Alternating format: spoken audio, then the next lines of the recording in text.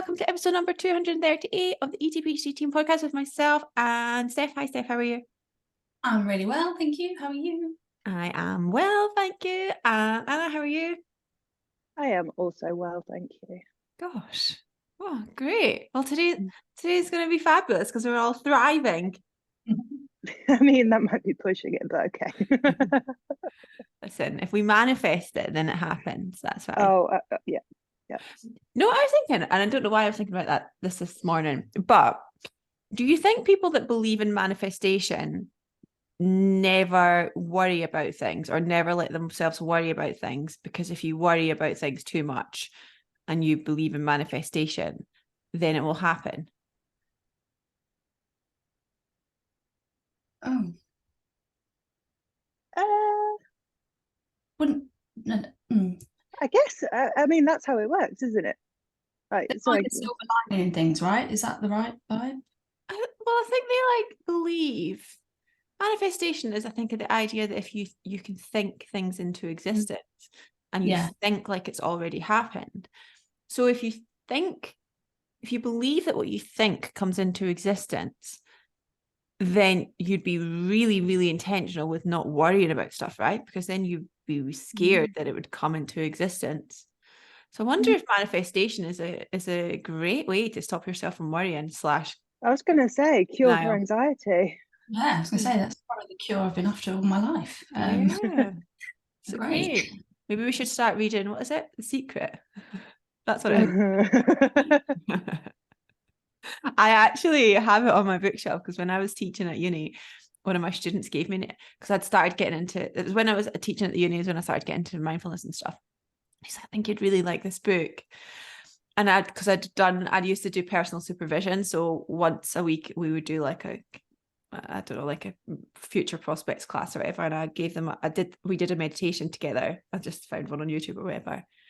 And he thought that meant that I would really like The Secret. And then I started reading it and I was like, oh, this is not The Secret. This is something else. Make no manifester, but I definitely believe like things work out the way that they're made. Like, I do feel is that toxic positivity? I don't know. No. I do feel like I'm more of a glass half full kind of gal. Like I feel, but then I do feel my feelings, don't get me wrong. Like I feel crap. I don't think it is. But anyway, I can feel not great. So maybe I'm not, I don't know. No, I think that's like that. Yeah, I think that's something like different. Like I'm the same. I think we're all probably the same actually. Like we're very much glass half full. Like you can accept things are shit and feel shit, but then also be like, okay, well, it's going to work out. Yeah.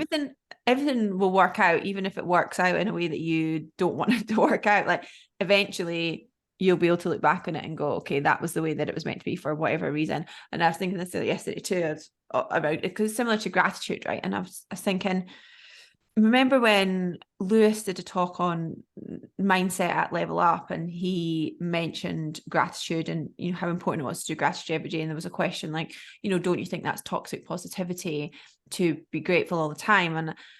And I was thinking about this yesterday because I thought I'm still so really grateful for everything that's going on in my life right now, despite the fact that there's some other stuff that I'm really ungrateful about. But I thought, I don't think that's ever toxically positive. I can't find the gratitude in the really shit situations. Don't get me wrong, but I think it's an easy cop out to say, well, things are too hard to find gratitude right now. Things are too hard to find something positive, because you don't have to find great gratitude and positivity in that one thing that's really hard.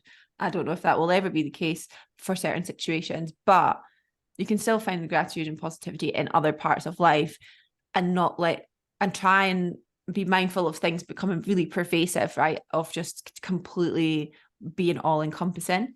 I think, yeah, like the glass half full thing is kind of holding space for the shit, but also holding space for the joy at the same time, right?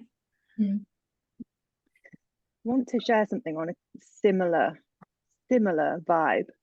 Obviously, manifestation and affirmations. And we know how, like we've spoken about this before, how they can backfire if we're saying stuff that we don't truly believe, because it feels like we're lying to ourselves. And I came across something last week that were Iffermations. So rather than like telling yourself that you are enough or you're beautiful and not really believing it, it's like, what if I am good enough? And then you're approaching it with curiosity rather than like almost feeling like you're judging yourself. I thought that was a nice way to begin to kind of ease into those sorts of things, because I think sometimes even with like body appreciations and body gratitude, that can feel quite forced at times. So I thought, like I said, a more gentle approach. I like that. I like that. Might start using that. Iffermations. Is it IFF or I? Yeah. Okay. I like that a lot. Okay. Fabulous. Let's get cracking with the questions. Steph, do you want to go first? Yes. Okay. Any tips on getting over the mental barrier of eating within the first 30 minutes of waking when you're not hungry and have always started eating around lunchtime for years, but know you need to for recovery? I'm assuming this person is in HA recovery or recovery from binge eating, I would guess. For reference, we don't force everyone to obviously eat within half an hour of waking. We don't force anyone to eat at any time, let's be honest. Encourage, gently, guide.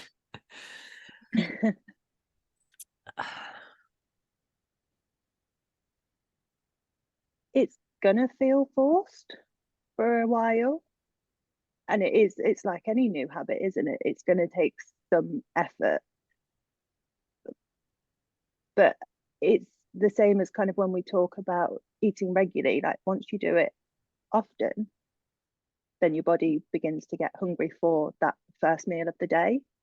And I think focus as well on how you're feeling through the morning, like how great it feels when you've got more energy, when you've got kind of more fuel, and feeling more sustained throughout the morning, rather than kind of waiting till lunchtime when like it's all those subtle differences as well, like more concentration, better mood, the list goes on, but my head is empty. Just thinking about things I've done with clients that have struggled with similar things, and eating earlier in the day is obviously beneficial, for example, like managing overeating. We don't have to start with like this massive meal in the morning. I think we could probably, what's maybe reachable for that person, I don't know the details of the situation, but maybe it's like a piece of fruit or a smoothie. And yes, we can remember saying, like, if we're having like an apple, that isn't a meal. We need to acknowledge it's not a meal, but we're working towards eating like a breakfast to regulate hunger throughout the day. So maybe think of things that are a bit more reachable and work with your coach and like your nutritional preferences on what that item of food is, I guess, to help along that way. I think it's one of those things where for a lot of our clients, it takes a couple of weeks and then they're like, I can't believe I didn't eat until 11, 12. And it's a really common one that a lot of people will reflect on and then think, what on earth? How did I manage to do that? So trust that will be likely the case for you in time. And what also happens is that your hunger hormones will start to regulate according to when you eat. So you're, especially ghrelin, the hormone that makes your tummy grumble, that it becomes quite responsive to what times you regularly eat. So if you normally only eat at 12, you won't see necessarily that kind of peak in ghrelin or that increase in ghrelin initially. But as you start to bring in earlier meals, you will start to become hungrier at that time, and it will get easier and easier and easier as time goes on for that to be something that you do. You'll know that if you're somebody who always eats lunch at 1 and then maybe you're at work and you get called into a meeting and at 1 o'clock your stomach starts to grumble and you're like, what the hell? Like, why is it so obvious at that time? Because we start to get into these rhythms. So just have a little bit of patience with it, and over time it will start to feel easier. Anna. So this question is kind of in relation to beginning to challenge food rules and incorporating foods that have previously been avoided, restricted. And what is the balance between not eating something if you are not really liking it and eating something and getting on with it?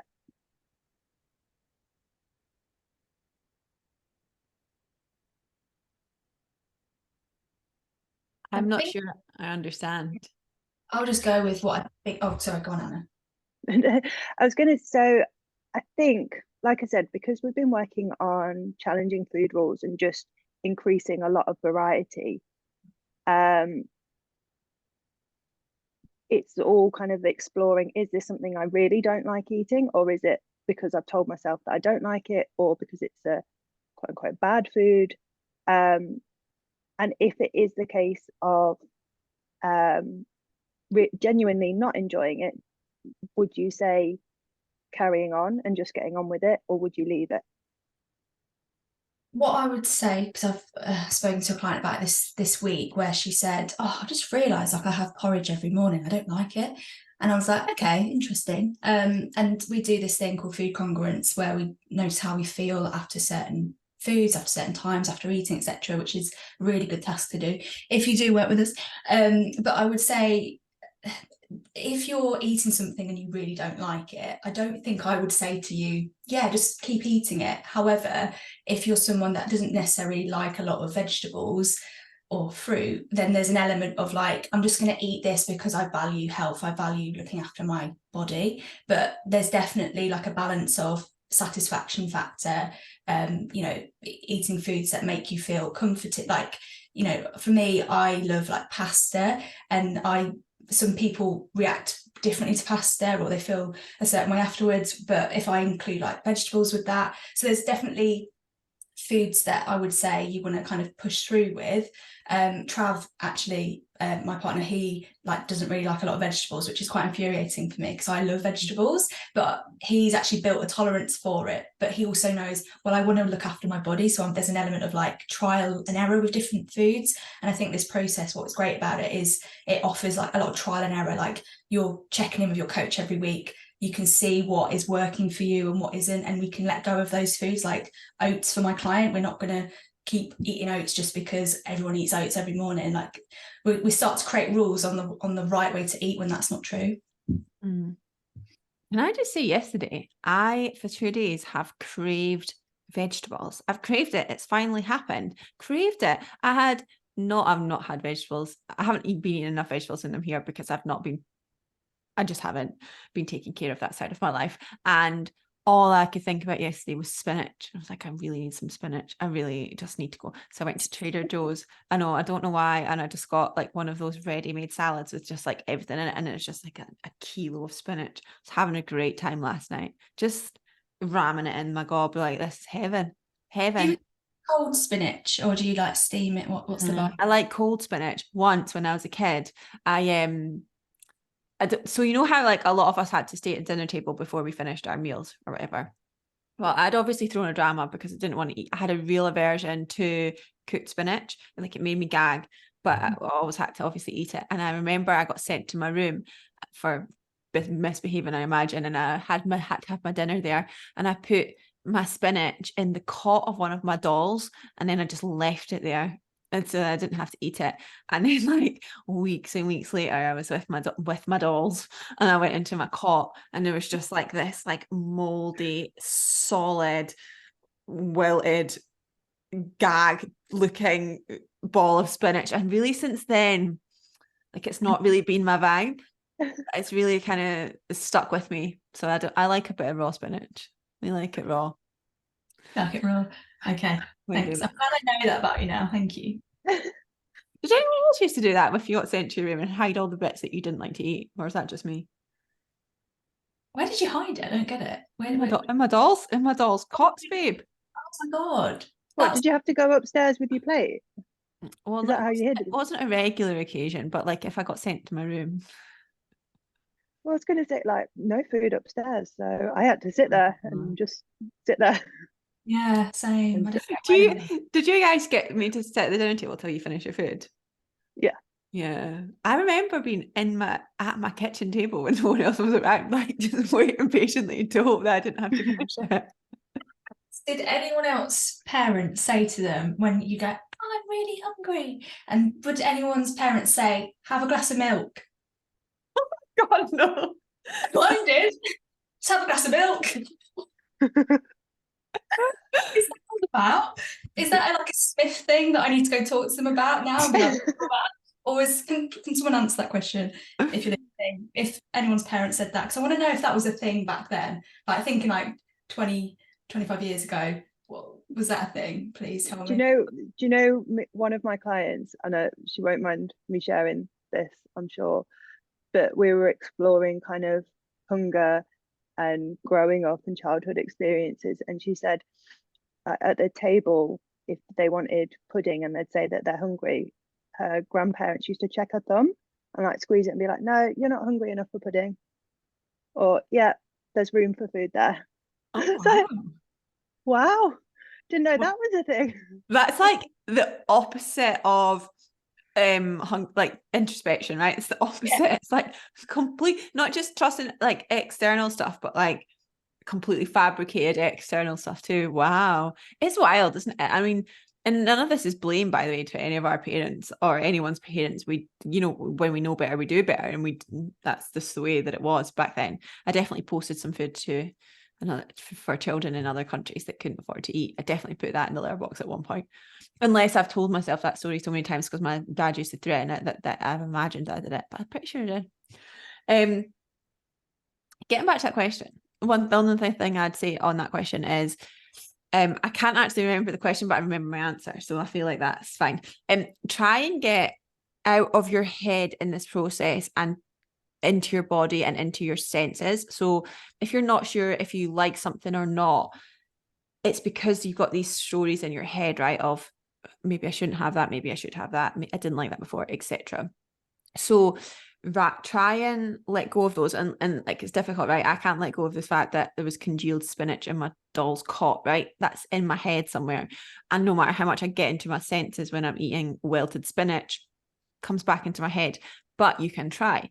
So when you're eating something, think about your senses, like get curious, like what does this taste like? What does this feel like in my mouth? What does the food smell like? What does it look like? If you have been with us for a little while, you'll probably have done the mindful raisin technique where you go through eating a raisin excessively slowly, but try that sort of technique with these foods that you're not so sure about, and like actually start to notice, do I enjoy this food once I tap into the present moment and the taste, texture, etc., the senses of this food, and tap out of as much as I can the stories that I've got in my head about that food. And also, I was just thinking about, like for me, I love dairy milk, Cadbury buttons. Like I love them, just love chocolate. But there's a point where it doesn't taste as well, as much, like as good as it did in the beginning, because it is probably a lot of, maybe, I don't know what it is, sugar or whatever. It feels a bit like in my mouth. And I think that's can be said about foods that you do like as well. There's a point where, like if you were working on a trigger food, for example, there's another thing that we do, and that can really help you feel a bit more like in tune with your senses as well, which is worth doing. Okay, my client's question. Some inspiration, if you may. Where's the best place you've been on holiday? Oh, I was like, you've been to Italy. Go on. Yeah, that for me, I think is up there. I mean,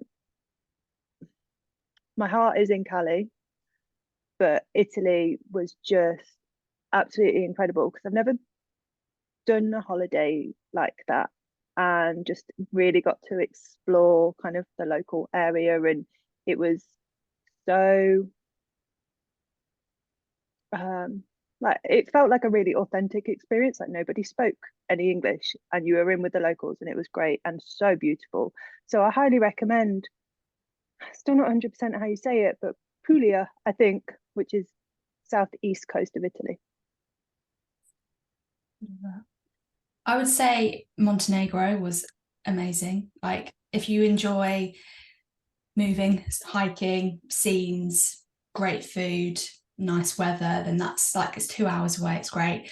I would say we went to South Africa last year and did a safari, and that was a really big like experience in itself. And I don't think beforehand I was like, oh, safari's in my bucket list. But now I've done it, I'm like, Becca's messaged me about like honeymoon plans and things like that, and being like, tell me more about it. I'm like, no, genuinely, I could recommend it to everybody. And it was like, it was a really like, is meditative a word? Like a real meditative experience, like, because you're so present with what you're seeing, and there's no like, when we say, oh, we're going on holiday, there's no try to like not go on your phone and just be present. Like, what does that even mean? But I genuinely felt really just in my body on a safari, and I don't know why that was, but it just, it was great. So that's just 2 countries or places that I would recommend. I can see that with Montenegro, because it's kind of like Albania, wasn't it? But slightly more visited, I think, in a safe way, in a nice way. I don't know, like, I can't remember the last time I went on like a really immersive holiday. I think I obviously love Kos. What's amazing is that like quite a few people that follow me have now gone to the Sails on Kos, which is one of my favorite places in the world. And I think with any holiday destination, my favorite places are not necessarily places for the like what they're like the scenes and stuff. It's more about the memories that I associate with it, and you have to kind of think about like what type of stuff you love to do, because I'm the same. I love Cali and I loved Palm Springs, and I loved Cali because I could hike every single day in the afternoon, and the temperature was perfect for hiking. It was sweaty but not 40 degrees, and you've got sea, you've got canyons to hike, and you've got great food. So I love Cali for that, and I obviously love Austin. It's one of my favorite places ever, but I wouldn't necessarily say it's a holiday destination. I don't think I would take a holiday here. I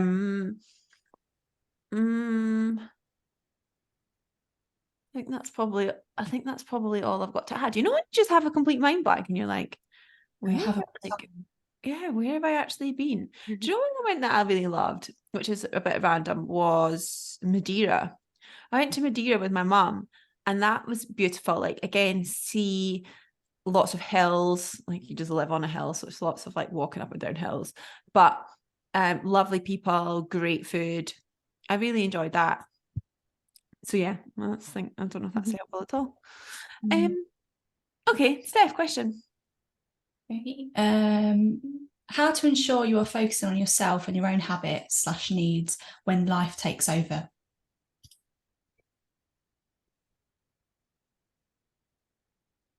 I think setting yourself non-negotiables. I know we say this all the time, but realistically, non-negotiables are like promises that you make to yourself of, regardless of anything else, these are the things that I'm going to try and do.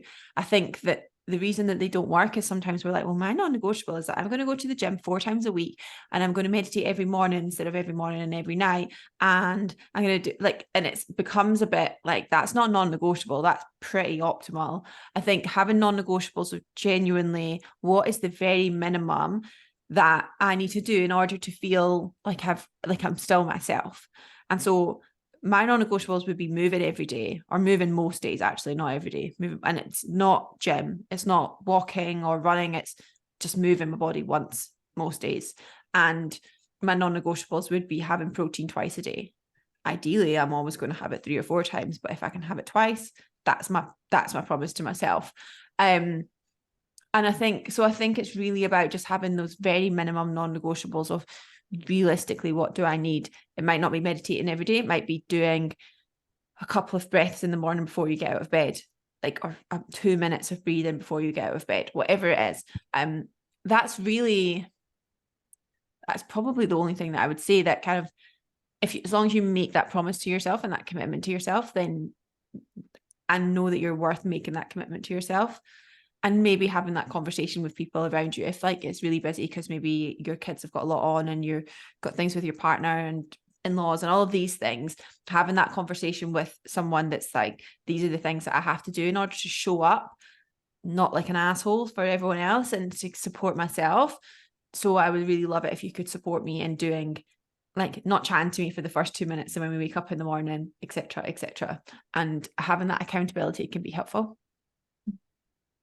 I would add to that, because people might be like, well, I don't know what I need to do to kind of show up for myself, like how do I know that, how do I review that? And I think one thing I learned from counselling was like my tutor was like, you know, we should all have like a staff meeting with ourselves like once a day. Doesn't mean like an hour, block it out just for you, but it might be that you go like before you go to bed, you might have your journal next door to you.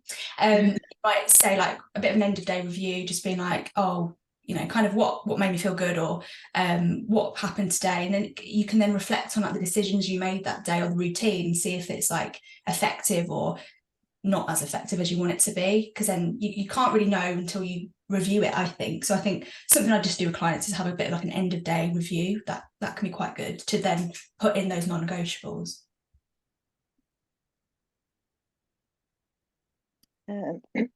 Any ideas for high protein, plant-based, quick breakfasts? I've been having Outpro protein yogurts a couple of times a week, but they are pricey if I were to have them every day, and I'd like to introduce a bit more variety.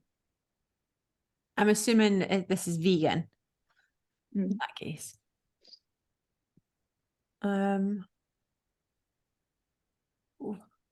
Vegan's hard. Vegan's tough. If it were me, I would probably for breakfast be having like a vegan protein powder and oats or something like that, because it's realistically in the morning you really do want to make sure that you're hitting your leucine threshold. Other parts of the day, like ideally, yeah, you really do, but in the morning, especially after a prolonged spell of muscle protein breakdown, you really do want to make sure that you're breaking that fast with, you know, a solid protein source. I don't mean solid in terms of like hard. So I don't think the Alpro yogurts even have that much protein in them, so you probably are having to mix them with either protein powder or having like nuts and seeds and or like maybe a nut butter on top. So that's probably what I would recommend. What do you guys think? I just think like sorry, I was just say vegan alternatives are so pricey. Like I'm thinking of things I'm like, oh no, that's still, if you were to have that every day, that's not something that you'd want for your budget. Yeah, it's difficult. I'm big on savoury breakfasts at the moment, and I think I quite like I know you guys aren't going to be judged. I'd quite like veggie sausage, Linda McCartney sausage and some beans in the morning with a slice of toast. I think that would be my go-to as a vegan. Yeah, because remember like seeded breads, seeded whole grain breads and bagels, like wholemeal bagels and stuff. Like a bagel's got 9 or 10 grams of protein in it, and seeded breads usually like 8 or 9 if you get like one of the kind of thicker sliced ones. But they do vary, so check the label on those things. And I think don't put too much pressure on having like a complete protein source, and as long as you're getting that throughout the day in terms of the full amino acid profiles throughout the day, then like that's kind of what you want to think about. So yeah, I think great shout. Breads, bagels. Do you ever do the like scrambled tofu? I don't know what you call it. I've had it here. Like I got it by mistake here. I thought it would be like, I don't know what I thought it was. Anyway, it was like tofu scramble, and it was actually quite nice. But I've never made it at home. Have you? No. It's always something that I'm like, oh, do I? But then I'm like, oh, I chicken out at the last minute. It could. I've never had it before, so I game-changing. don't know if I like it. Yeah. Yeah, it nice when it's done right. It is nice. Like when I had it in that cafe, the place here, diner here, it was really nice. But I don't even really know how you make it. I like here you can buy baked tofu in the shop that's already flavored and it's already baked. So you just chop it up and put it into a salad. And I'm like, did that last night with my mound of spinach. It was a good time. When I was in Dallas last weekend, we went for brunch and it was one of those proper like southern type of diner places Was it the biscuits that I saw? Yeah. So it's got meat with every dish. Like there was one dish that didn't have meat and I was like, oh, I'll have this. And it was eggs. Well, it was mostly eggs on an English muffin. Anyway, it came out as fried eggs. I swapped the muffin for a biscuit. And then just like half a mound of just like fried potatoes. It was the most Texas non-meat anyway breakfast that I've ever had. But biscuits, I don't know if you've ever had biscuits, but they're delicious. They're like sweet. They're like They scones. look like scones, yeah. Very good. Highly recommend if anyone ever sees them on a menu. Warm biscuits. They're just... Anyway, that was a distraction. It's me, isn't it? It's me. Okay, George's question. Oh, no, that was the last one. Ross's question. How to ensure my daughter doesn't fall into the same bad eating habits? Oh, I love this question. That's weird, isn't it? Say that. I don't know if that's weird, but I just like this chat, basically. I would say that I've got a different stance on it. Well, not a different stance, but I've got a view on this. But the obvious thing I would say is making sure that you're not, like, the language that you use around food, like not using good, bad language and stuff like that. And I think sometimes when we think about relationship with food, sometimes body image is involved in that. And so when I talk to parents and they're like, oh yeah, no, of course I would never talk about their food or their body, but they're like scrutinizing their own diet or their own body in front of their child, I think we need to make sure we're not doing that. So things like just like language that you use around your child is something that I would definitely say, like, to watch out for. But on a broader stance, I would say, because I do find this with this work, actually, when we talk about like improving relationship with food and body, sometimes the best work that we do isn't actually necessarily directly to do with nutrition and body. So I think when it comes to like helping your child or supporting your child, I would say, you know, look at ways to help build their confidence and their self-esteem. Because when I think about working with the adults that I work with that struggle with their relationship with food and body, they struggle to self-validate. They struggle to trust themselves, so they struggle to trust their food choices.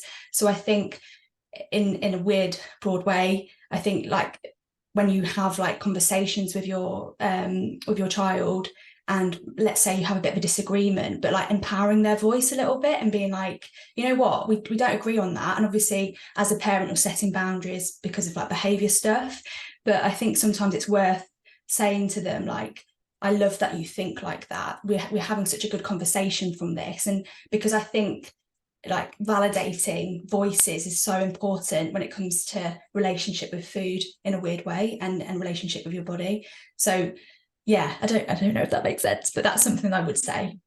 I totally agree. I think it's so easy on the surface to say, don't compliment your child on their appearance, and don't like talk about calories with your children. And those things are obvious.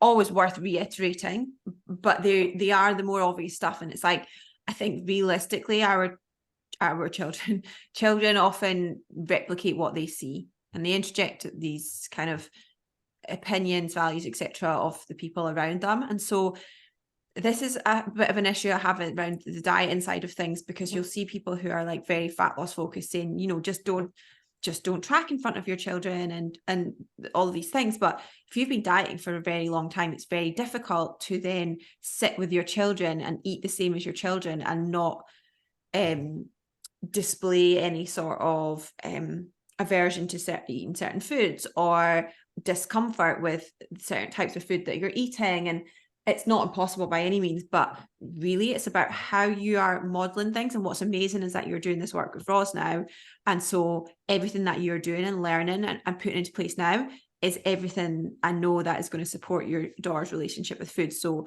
be really proud of yourself for actually taking this step and saying, actually, I am really going to be nurturing my child's relationship with food now through the work that I'm doing. So that's number one, I think, is so important. I think another thing to think about is, how can you encourage your daughter to eat according to her needs and what she needs, rather than what you're doing or what someone else is doing. So encouraging her, I don't know how old she is, but, you know, asking her like, do you feel hungry? Like, in your body, do you feel hungry right now?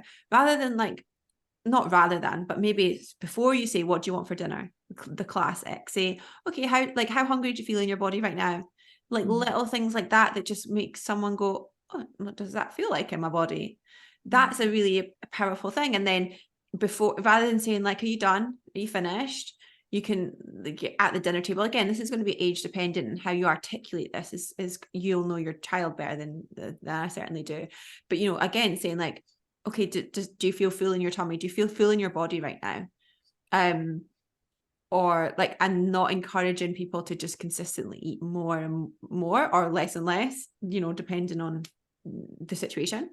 I had a really interesting chat with one of my clients this weekend, and again, I don't think she mind me talking about this. She was saying, you know, I'm not going to give all details, but conversations about bodies and food and dieting was a strong way to have a connection with her mum back in the day. And so she found that through her journaling, she's like, I realized that actually I struggle to maybe let that go, because it still felt like I have that connection with my mum through those behaviors and thoughts. And so I think that's something that we don't talk very much about, and to be mindful of is what you don't want is to build a connection with your daughter on these things, and that to be a thing that you have in common, because your daughter loves you so much that will become something that helps her think of, like, makes her think of you, and might be something that she struggles then to move through and to let go of. So I know that you're asking this question, so all thinking about all the other things that you build connection on together, like what do you love to talk about together, what are your common interests, where do you have joy together, where do you create play together, all of these things, can you foster like little bits of connection and maybe traditions and things like that around things that you do like that together.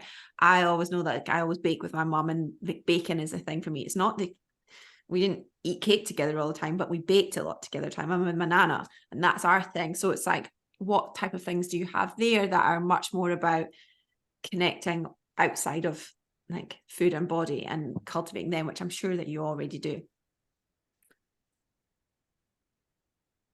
Steph. Oh, sorry. No, you're good.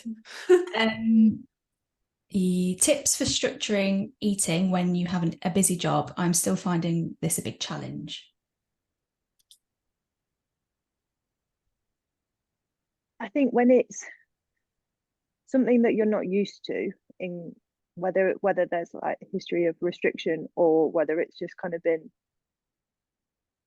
I was going to say, like, eating on the fly, is that a thing? Like just eating, yeah. So I don't know if that's the right term, but it is initially going to have to be right. Okay, look, I would look at your schedule and go, right, I've got, even if it's kind of like 15 minutes between meetings or calls or whatever, it's right. Okay, well, that's when I can have my snack. This is when I'm going to have my lunch, and get into the habit of like forward thinking of, I know that this is going to serve me. Here's what I need to do. Yeah, I think I'm mindful of this, right? Because I know some people have jobs that maybe you're a surgeon and you're in surgery for 6 hours. And I'm not going to say, you know, I've seen bodybuilders say this. It's like, no matter what, like, you'll always find time to eat. I always have time to have my prepped meal. And it's like, no, like, let's not be dicks about this. And I use surgeon as an extreme example, but maybe you work in childcare, and again, you've got 20 kids around you and you don't get a break for 5 or 6 hours. Like, there are lots of situations where it's genuinely impossible for you to make that space, and like completely understand that. But what I would say is that in my experience, both personally and with clients, often people who have the busiest schedules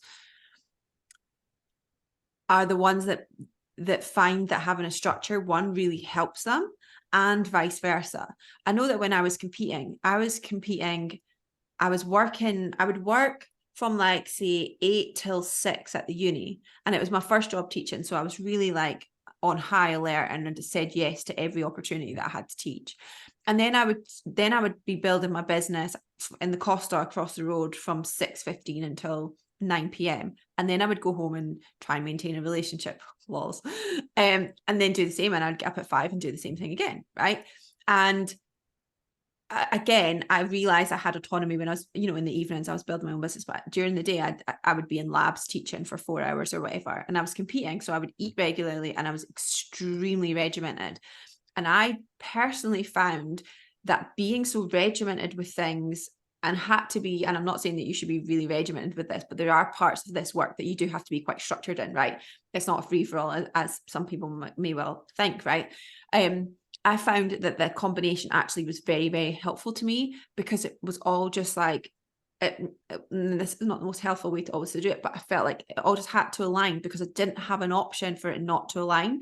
Because if I didn't make time to eat in that 15-minute window, and I went to teach a lab for 4 hours where I was taking bloods, and I was so hungry that I was dropping stuff like that, I couldn't afford to do that.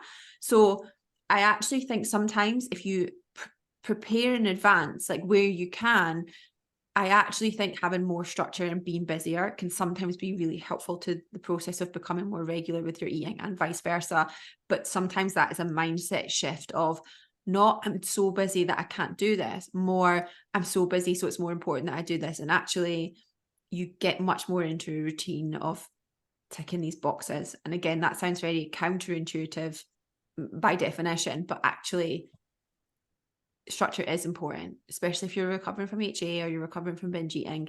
That is a non-negotiable. So think about how you're framing it, and actually find those little pockets of opportunity where you can, even if it's 20 minutes or 15 minutes before meetings or something, where you are very intentional with that pocket of time and you time block that out for that meal that you've chosen to have.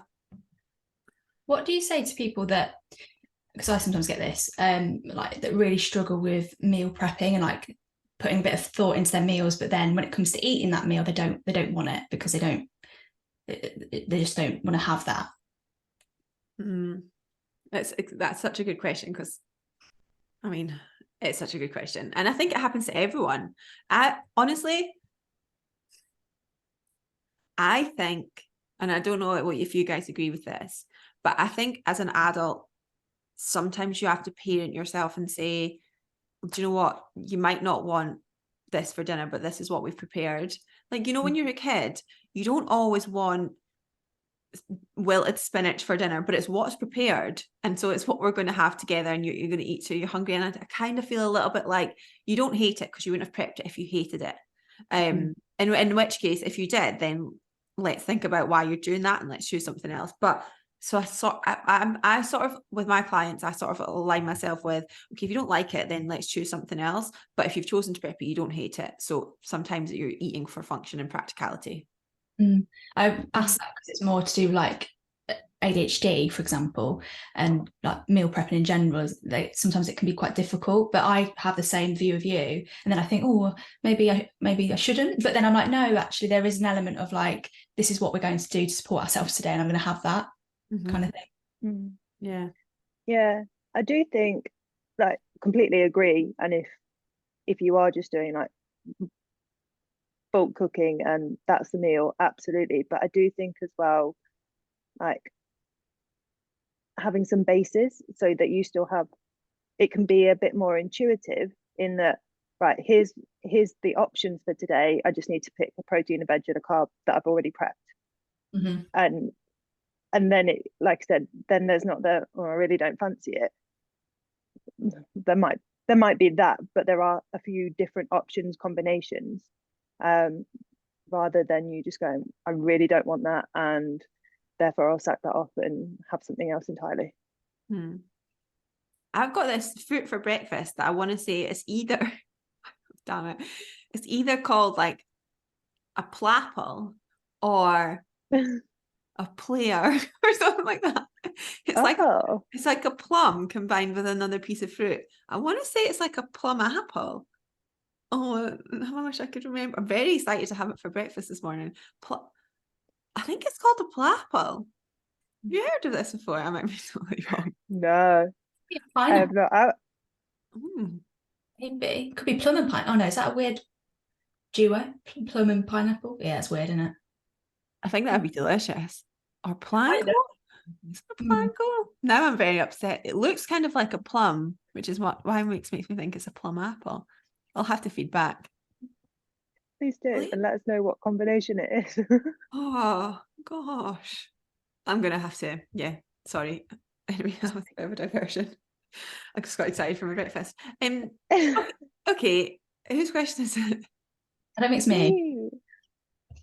Wait, is it you? Was that you, Steph? No, it's not me. Right, okay. I think it's me. I'm just going to go regardless.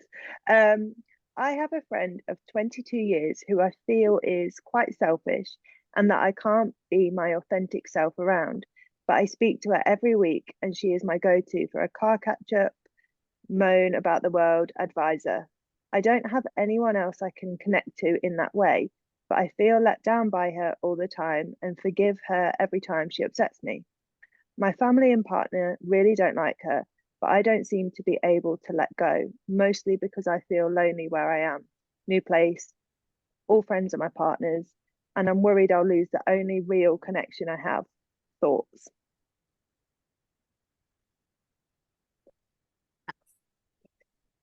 I'm like,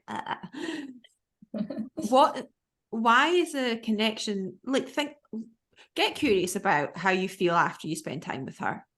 And if you feel great, great. If you don't feel great, then ask yourself, why is having a connection with someone more important than feeling like a connection with someone that makes you feel, that leaves you feeling drained or negative, better than not having a connection at all where you maybe don't feel that negative way? Like, why is that better?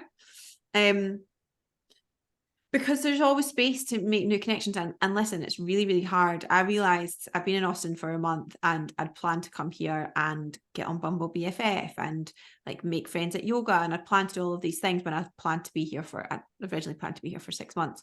And now that and because I'm coming back in a couple of weeks, I haven't done that. And I realized yesterday, I was like, I literally have this man here and his friends, and that's it. And then I thought, I've spoken to, but then I speak to like you guys and I speak to Emma every day. I like, and I think I've got such strong connections at home and I speak to people every day that I don't really want to spend time with anyone else. I'm pretty chill.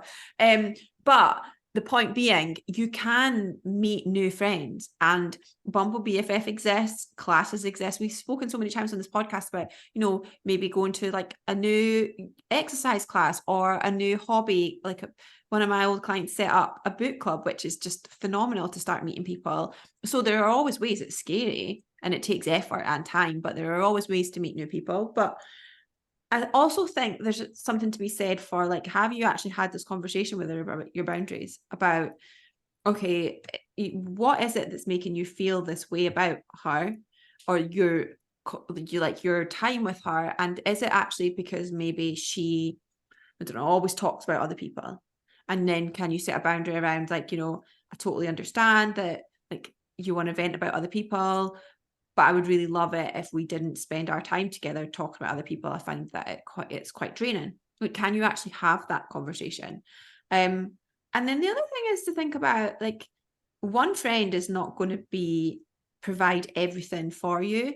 I think what's amazing about having great friends or people in your life is that one person can provide a certain type of support and you can provide a certain type of support for them, and another person provides something else, and vice versa. And it's not all about how much you get from each other, but different connections provide different things, right? And maybe this person is somebody that you get, you maybe enjoy a bit of time with, you do a certain thing with, and you enjoy like surface level conversation, and it keeps you connected to the outside world in some way. But you still want to then build other connections with other people that are maybe deeper or maybe more along the lines of what you're now interested in, and having different friends. I think we put this pressure on. We definitely do this in like romantic relationships where we put pressure on, and it's like one person has to be everything and do everything. And like, that's just not feasible, and it's not going to happen. The only thing I would say is, personally, is if I value a friendship and something was bothering me, I would be honest about it, because I respect them enough to tell them. And if, for example, it's a friendship that is in my life, but it's not necessarily like I don't hold them, like, I think there's an element of like maybe lowering expectations. I don't obviously know exactly why this person might, and why your family don't like this person, and it may be for a good reason. But I think one, maybe like Emilia said, communicate. But then two, if this person, you feel like you don't want to shut this person out, then lowering your expectations is one of the best things I've done with people. It's not lowering my standards, it's just me like not expecting so much from them when I get that from another friend or whatever. And I think just like kind of just saying that out loud and being like, and that's okay. Like we can have friends that are a bit more like acquaintances, or, you know, they have a bit of a vibe, but they're not really someone I trust with my secrets, or, you know, so. I do love Is that. it, I was going to say, is it, I feel like it's a Brene thing, obviously, that true connections only built on authenticity. And in this question, you've said that you can't be your authentic self. So I'd question whether it is connection that you're actually getting with this friendship, or is it that you want someone that can hold space for you? And why do you feel like you can't be your authentic self around her? Just things to explore, maybe. Yeah, I think that's a great question. I think that's, yeah, because your responsibility is to show up as your authentic self. That's not her responsibility to make you do that. But if you don't feel that you can, like, why? Yeah, why is that? And remember also, like, friendships, any relationship is not necessarily meant to last forever, and every friendship and relationship lasts as long as it's supposed to last. And maybe this friendship has served you well, and it's time to let that go. Maybe not, who knows? But I think sometimes, like, we attach onto what we want things to be, and we attach onto, like, well, this friendship should be a friendship for life, or this relationship has failed if it doesn't last more than 10 years, and all of these things. It's like, if you remove the attachment of what you think something should be, like, can you see it with a beginner's mind of what is this now, and is this something that deserves and warrants my time and energy, and that I want to put it into, or am I putting energy into something, some sort of idealized endpoint that I've attached to that probably doesn't even exist or might not exist? Okay, thank you very much for the questions. Thank you both so much. Goodbye. Bye.